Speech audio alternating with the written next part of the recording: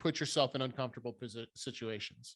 So, for example, if you think for 1 second you would, you know, be a terrible podcast guest, or like I can't have a conversation with somebody, like that's crazy. I don't want to upsell this client this thing, like, that I don't want to put them in whatever it is, do it. Like as soon as that voice in your head is like, no, no, no, don't do that. Stay in the safety of your bed and never leave. And don't I think the podcast example is the perfect thing. Like, do things that make you uncomfortable, because that's how you grow as a person. So when it comes time to make decisions as an entrepreneur, uh, they're never emotional, because you're just doing it because you know that you have to. And growing is uncomfortable.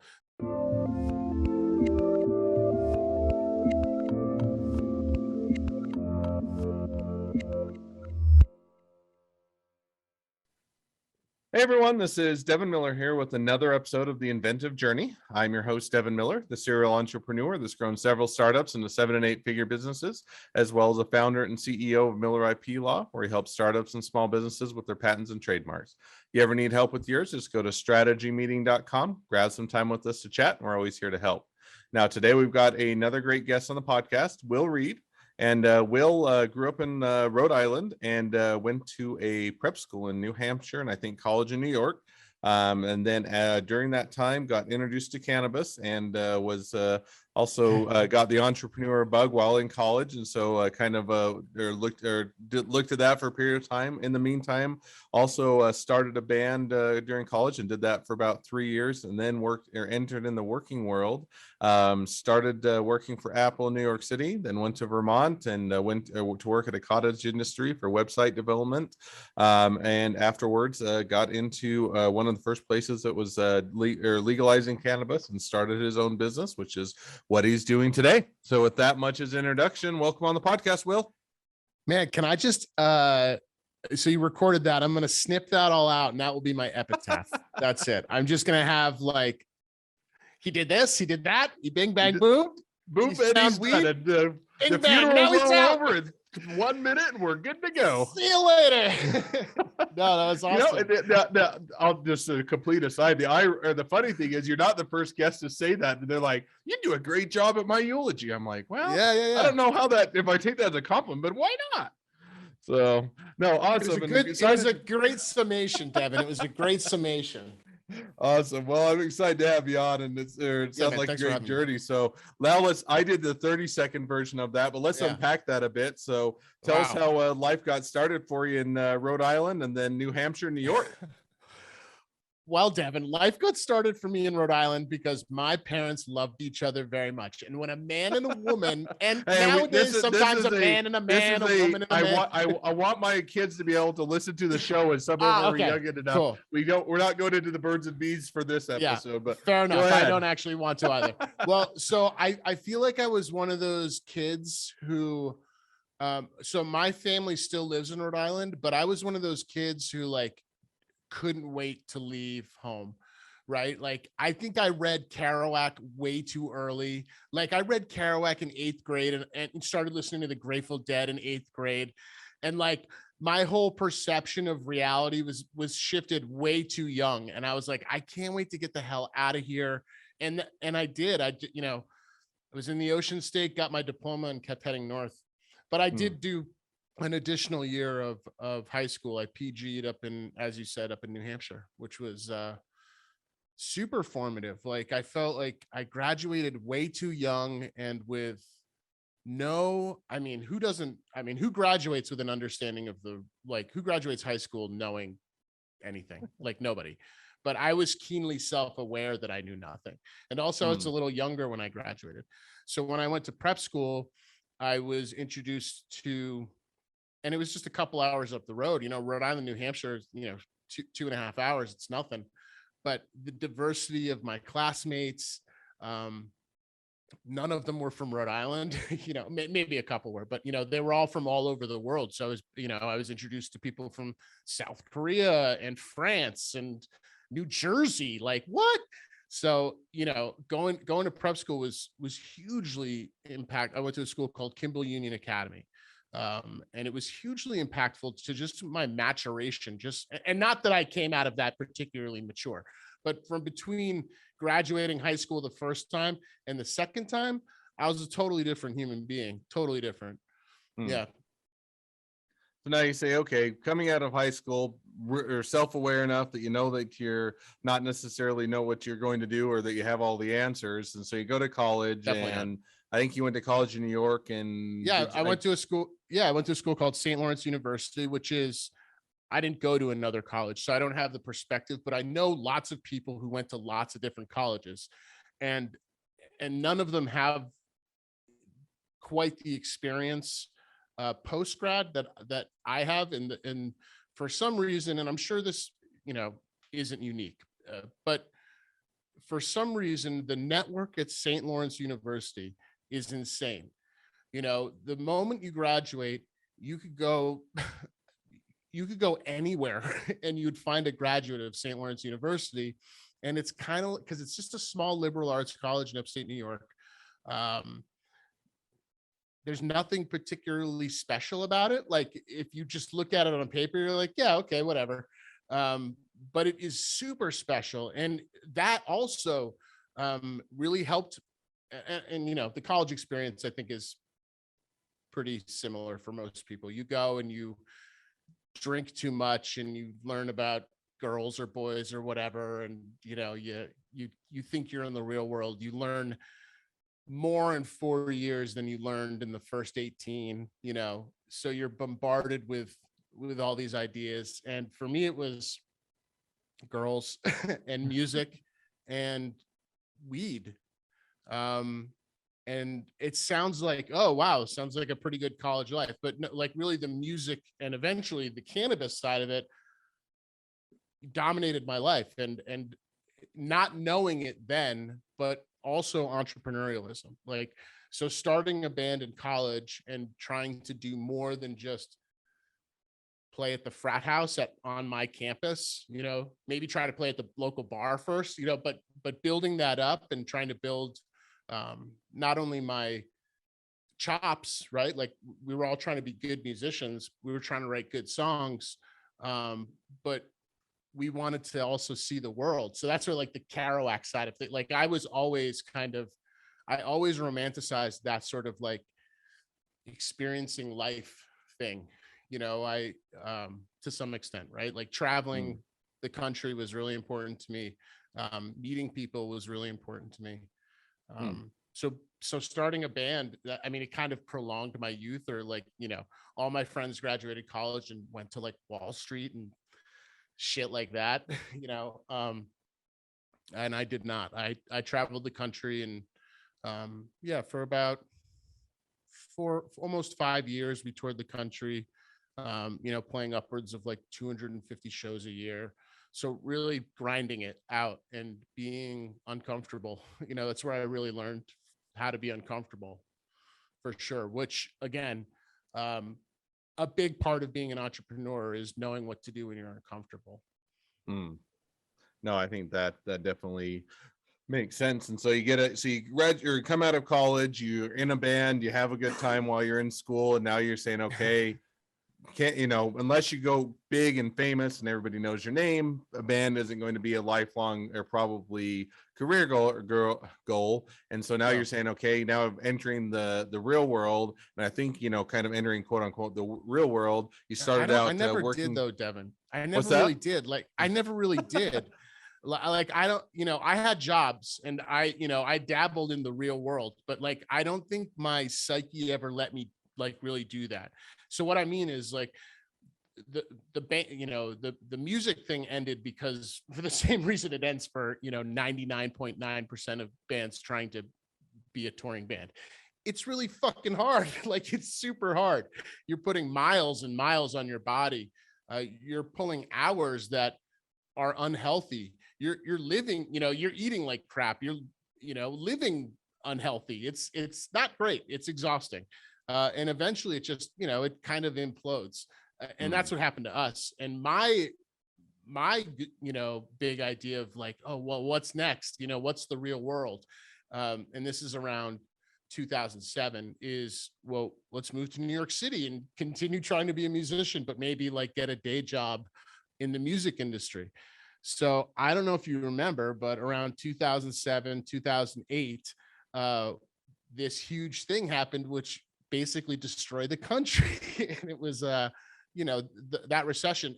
And that was a big, at the time, below, like, we're just coming off like the Napster era. Apple Music and Spotify don't exist. YouTube doesn't really exist at this time. So there's no platform for musicians other than the old model, which is get a record deal and go on the road for the rest of your life. So I was working in the music industry and, doing marketing for other bands similar to mine who were out on the road. And, the recession happened and that was the end of that. But I found Apple at that time. So that's when I would say my career at Apple is when I had my real world, like my 9 to 5 sort of life, and that was also New York City. That helped me figure out oh, now, and one kind of question to that, because I mean, it is going to the 9 to 5 after having done your own thing, kind of had the freedom, and whether or not it makes a ton of money, enjoy it and kind of have that flexibility, and going to more of the, quote unquote, real world, or doing the 9 to 5 job. How was that transition? How long did you last, and how quickly did you get out? So hindsight's 2020. And this is what I mean is I had my first taste at entrepreneurialism. I didn't know it, at the time. I thought, when I was in a band, I didn't understand that we were building a brand. We were creating products that were songs. We were booking, we were booking dates and negotiating contracts and doing all this stuff, trying to get promotional material out there, trying to get our stuff in the hands of, all those things that you do to start your business. Well, we were doing those, but I had no idea. I just thought that was the bullshit that you had to do to get booked at a club. You know what I mean? It didn't click in my brain that you're running a business. Now I knew that we were trying to pay bills, I knew that there was a revenue, but it just didn't add up in my brain. So when it all kind of ended, and then all of a sudden I'm kind of, punching the clock, I was like, and now I'm working, I have bosses, and I'm at Apple. I'm at the biggest company in the world that ever existed, so it's and I have bosses to the 40th degree, you know what I mean? And yeah, whereas most people want to dive into that real world and get a job and work your way up some sort of, imaginary corporate ladder. I figured out immediately that in the most corporatist of places that didn't exist. That wasn't now. So now you figure, so you figured that out. And how long did you work at Apple for? How long was that stint for? Yeah, I worked there for quite a while. I worked there for 4 or 5 years. Yeah, before I moved out of New York City and moved to Vermont. And then I continued to have, work for somebody else. And this whole time, not understanding why a resentment was growing inside of me. And I'll be totally transparent with you, Devin. I'm definitely that person who I'm a shitty employee, man. And it's because I'm smarter than all my bosses. I'm more ambitious than all my managers, all of those things. So I would come in and I'd be like, oh my God, I would just be so frustrated with how things were done, or I'd try to make things my own, which was a benefit to me because it actually helped me succeed in those jobs. But I can't imagine it made my managers or my bosses feel particularly psyched. I was impacting the bottom line. But I wasn't asking, it was not asking for permission and just being told you so, that sort of thing. So that kind of arrogance, ended up kicking me in the butt, and it ended up, so I'm in this job in this part of Vermont where we have, I don't know. There's a couple colleges in the city. There's, one next. There's lots of youth in Burlington. Mm. For some reason, there are companies that do what Canoplanners does. I saw this business model in effect because most of Burlington is employed by a couple companies who do the same thing for different verticals. And what they do is build websites and do digital marketing for things like the automotive industry, the real estate industry. There used to be a big company that used to do it for the grocery, for grocery chains, that sort of thing. So Mm. it was right. And they employ many, many people. One of the companies is worth, $1 billion, it's a humongous company. But so this business model existed around me. Around the same time, I'm becoming frustrated with being my frustration is basically at its boiling point of but not knowing, at the time I'm like, I'd have conversations with my wife and we'd be like, we want to own a business. We're going to like buy a business. Like, do we buy a gas station? And we were thinking like that. We were like, where do we get a gas station? How do we buy a gas station? Like, where do we get a convenience store? Like I lived in New York for forever. I love bodegas. Like I'll work at a convenience store.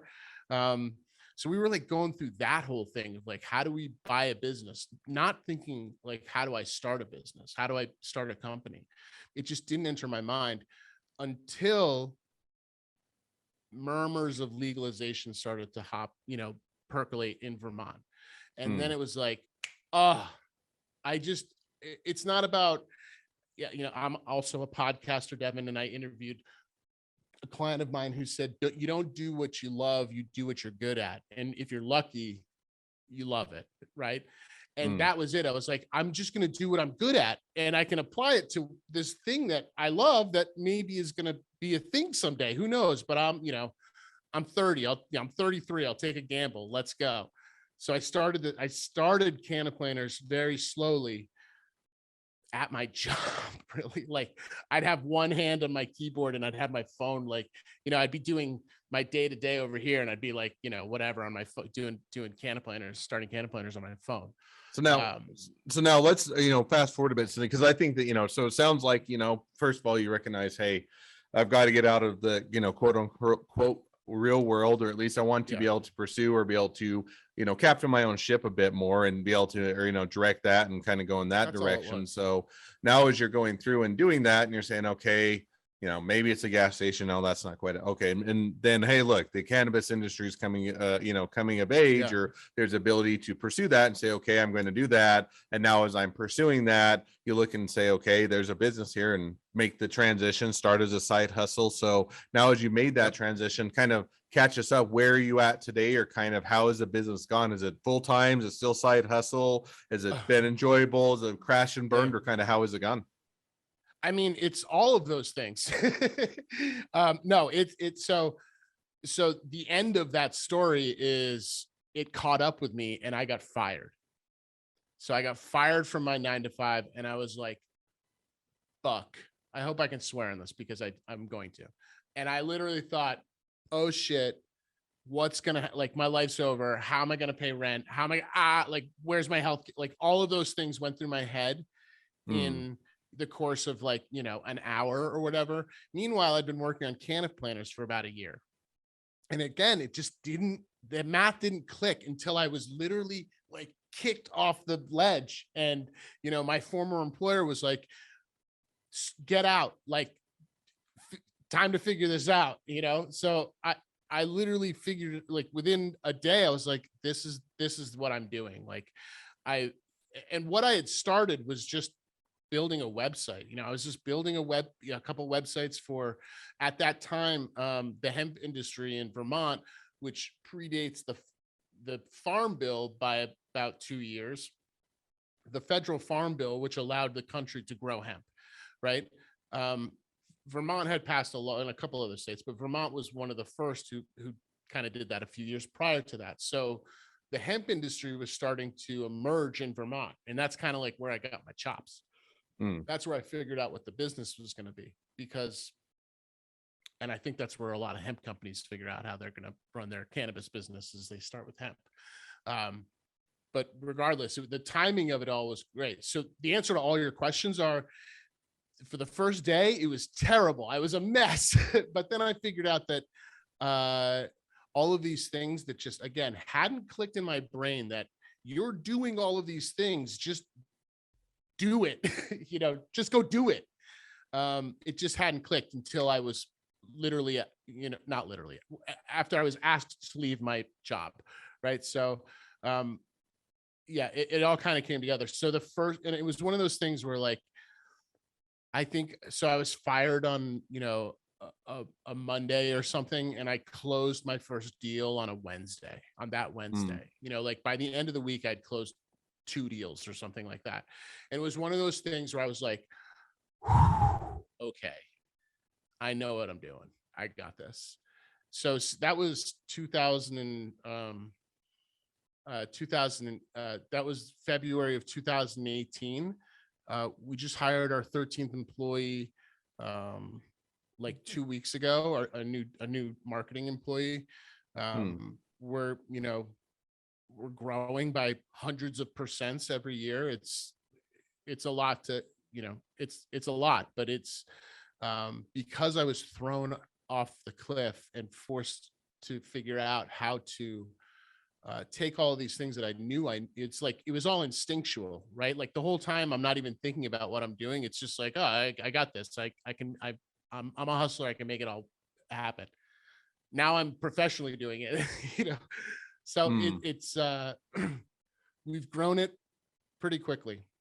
That's Yeah, awesome. No, that's fun to jump in and see the growth and start something and see it, and kind of have those bumps and those things along the way always is part of the process. Yeah, we have them constantly, weekly. I mean, weekly, those are the things that I love, are and they're not all forest fires. They're usually like, okay, it's time to grow, and how are we going to throw the dice this week? Because every week it's really a gamble, whether we're like, because it's still, we haven't taken any investment money.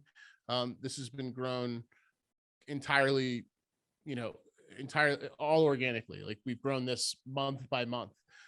So, every 2 weeks come pay period, I'm still like sweating, making, we can pay it, but those things are still, those growing pains. I feel like like I said, we just hired number 13, but I'm figuring out health insurance. Like I'm trying to figure out those things. Like who would have, talked to me 10 years ago, like, hey, wait till you figure out how to get health insurance for your employees. Be like, what do you even talk? What is health insurance? But here I am trying to figure out how to implement that for my company, because that's the shit you got to do. Absolutely. No, definitely agree with you. So, well, awesome. Now, as we kind of catch up to where you're at in the present day, and always kind of fun to hear the journey, it's always a great time to transition to the 2 questions I always ask at the end of each journey. So with that, the first question I always ask is, along your journey, what was the worst business decision you ever made, and what did you learn from it?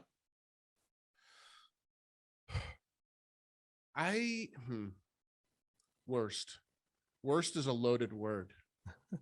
One of the worst. If you can't choose one, just take one of them. This isn't the worst, but I would say, I'm going to use the word impactful. Okay. So in the beginning, I am, ever since 8th grade, I've been slightly self-aware, right? So I am very self-aware of my strengths and my weaknesses, right? So the entire time since day one, I always believed that partnerships were tantamount to the success of this company, figuring out who my founder partners were going to be, right? And again, not the worst mistake, but an impactful mistake was going through like 4 founders before finding the actual people who were there all along. They were there the whole time, and I just didn't see the forest for the trees.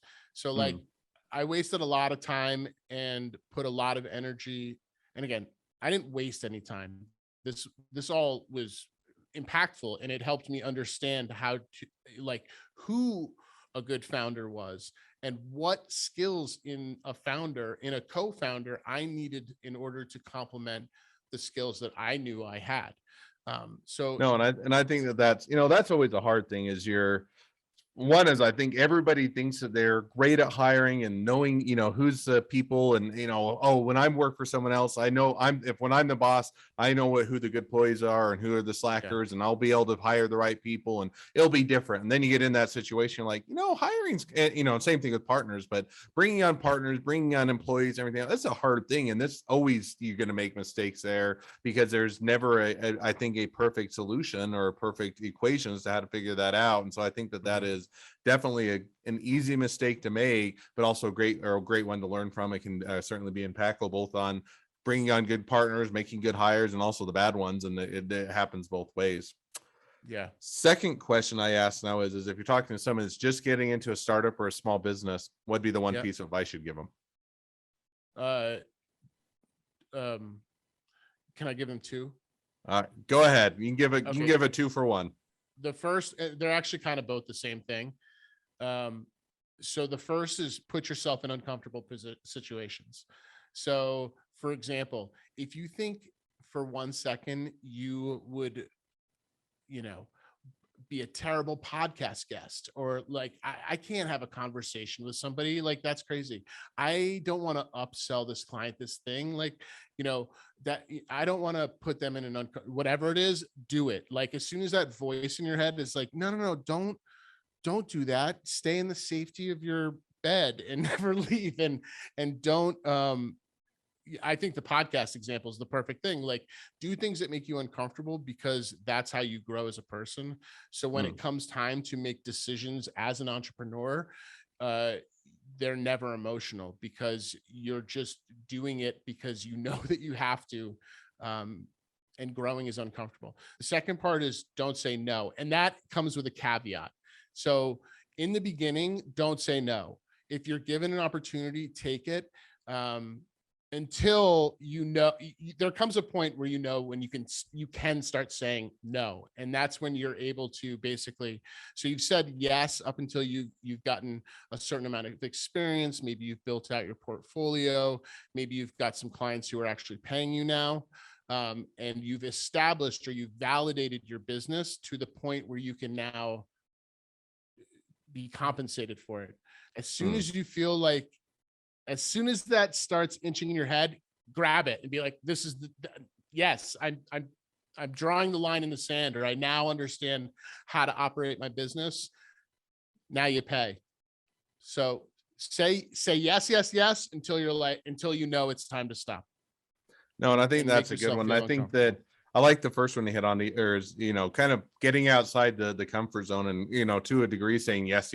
Now, you don't have time to say yes to everything and all possibilities and always have enough time in the day. But I do think going out of your comfort zone, trying new things, experiencing different things, chasing different avenues with your business and looking for ways to grow and do it differently is always a great way to set yourself apart from the competition. So the biggest example is how I started, which is I started this company while I was at my job, right?